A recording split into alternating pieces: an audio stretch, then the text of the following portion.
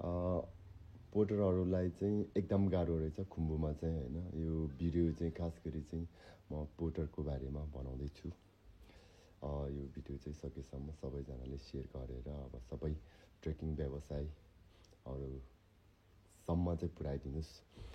अब कति गाइडहरूले चाहिँ अब उनीहरूलाई तलब पाएपछि पनि पोर्टरको तलब खाइदिने रहेछ र कति कम्पनीले चाहिँ ग्रुप चाहिँ अब धेरै चलायो भनेर देखाउने, तर हुन्छ नि अब पोर्टरलाई चाहिँ लास्टै पेल्दो रहेछ कि।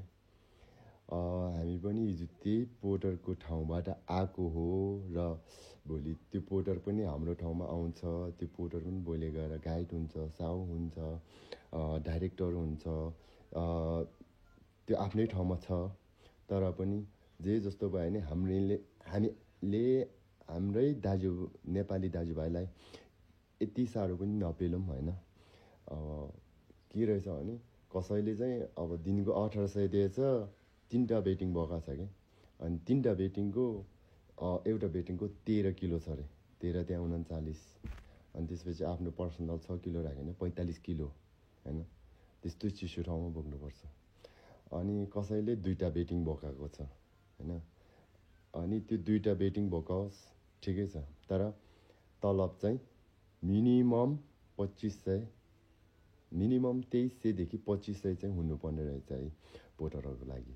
किनभने म आफै यसपालि म आफै गाइडमा गएर सबै कुरा बुझेर आएको। पोर्टर कहाँ कहाँ बस्छ, पोर्टरले कति खान्छ, कति बचाउँछ भनेर म आफै एभ्री डे जहाँ पोर्टर बस्छ मैले खैरलाई होटलमा राखेर सबै बुझेर आएको होइन।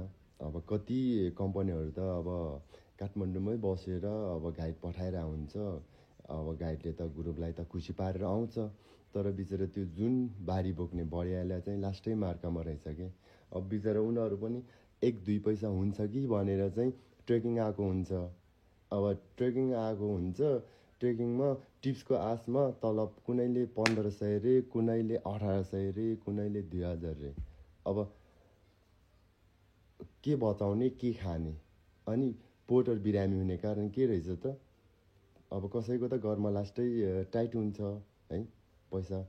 अनि फ्यामिली पनि त्यस्तै टाइट टाइपको हुन्छ। अनि त्यसले गर्दाखेरि अब उनीहरूलाई त 1-2 पैसा बचाउनै भन्ने हुन्छ। अब 1-2 पैसा त जसलाई पनि बचाउँ भन्ने हुन्छ होइन।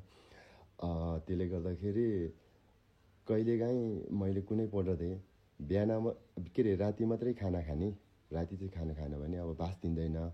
अनि त्यसले गर्दाखेरि बेलुका मात्रै खाना खाने, बिहान चाहिँ अब सुक्खा खाजाहरू खाने, चिया खाने। त्यसले गर्दाखेरि चाहिँ बिरामी हुने रहेछ हाईमा चाहिँ। अर्को कुरा भनेको चाहिँ खानाको सादा खानाको 600 छ, मासु खाना खायो भने 800 छ, तातो पानी कपको 50 रुपियाँ, अनि चिया कफी खायो भने 150 छ। अब 2 छाक सादा भातै खायो भने 6 दुना 1200 गइहाल्यो।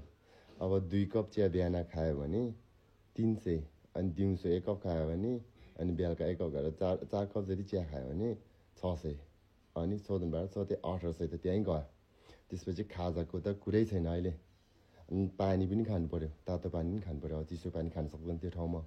अनि तातो पानीको छुट्टै कपको 50 रुपियाँ भनेपछि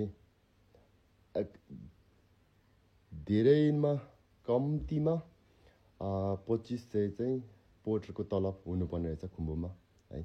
त्यति पनि छैन भने चाहिँ बिचरा 2000, 1800, त्यो 1600मा गएर चाहिँ उनीहरूले त्यो खानु पनि पुग्दैन, टिप्सको आशमा जान्छ। अनि लास्टमा खैरले टिप्स पनि दिएन भने त्यो जुत्ताको ऋण पनि आउँदैन, अनि उल्टो लागेर आउँदो रहेछ। अनि गाइडलाई त मतलब छैन। अब उनीहरूले यो कुरा अफिसमै पनि राख्दैन रहेछ। मैले यति बुझ्दाखेरि यस्तो कुराहरू चाहिँ गाइडहरूले चाहिँ अफिसलाई भन्नुपर्छ। र जति नै ट्रेकिङ अफिस हुनेहरूले चाहिँ बरु प्लिज 1 लाख नाफा खाने ठाउँमा 50,000 नाफा खानुहोस्, 50,000 नाफा खाने ठाउँमा 25,000 मात्रै नाफा खानुहोस्, तर पोर्टरलाई चाहिँ मार्कामा नपार्नुहोस्। मेरो यही अनुरोध। Thank you so much. यो भिडियो चाहिँ सक्दो सेयर गरिदिनुहोस् र नेक्स्ट सिजनबाट चाहिँ पोर्टरहरूलाई चाहिँ आनन्दै तातो भात खाएर पनि होइन 1-2 पैसा बचाएर घरमा लाने वातावरण चाहिँ बन्छ भन्ने आशा छ है। सबै कम्पनीले चाहिँ मिनिमम 2500 चाहिँ पोर्टरको रेट राखिदिनुहोस् खुम्बुमा चाहिँ, अनि चाहिँ पोर्टरहरूलाई राम्रो हुन्छ। र अर्को कुरा रह्यो जोङ्लामा चाहिँ अति नै चिया तातो पानी खानाको सबैको पैसा तिरेपछि त सुत्ने बेलामा एटलिस्ट ब्ल्याङ्केट त 2टा त दिनु पऱ्यो नि होइन।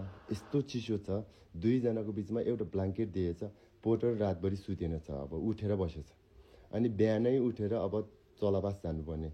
अब कुनै यता लबुजा आउनेलाई समस्या भएन, 2 घन्टा हिँड्छ आइपुग्छ, त्यसपछि सुत्छ उनीहरू। अनि चलाबास जानेलाई त कम गाह्रो छ, रातभरि नसुतेपछि फेरि हिँड्न नि सक्दैन है हाईको ठाउँमा। त्यसले गर्दाखेरि जोङ्लाको ठाउँमा चाहिँ जोङ्लाको लोकलले प्लिज पोर्टरको लागि चाहिँ तपाईँहरू होटल व्यवसायहरूले केही न केही चाहिँ गरिदिनु पर्यो। टुरिस्ट र गाइडको लागि मात्रै चाहिँ होइन, पोर्टरको लागि पनि केही हेरिदिनु पर्यो है। ठाउँ अलि व्यवस्था मिलाउनु पर्यो पोर्टरलाई पनि। मेन गरी पोर्टर नै छैन भने ट्रेकिङ असम्भव नै छ, फुल्ली असम्भव छ ट्रेकिङ है। हामीलाई एकदम पोर्टर आवश्यक छ, बढिया आवश्यक छ। त्यसले गर्दाखेरि हामीले बढियालाई एकदम माया गरौँ है। त्यही भएर यो भिडियो चाहिँ पोर्टरहरूको लागि बनाएको। Thank you so much.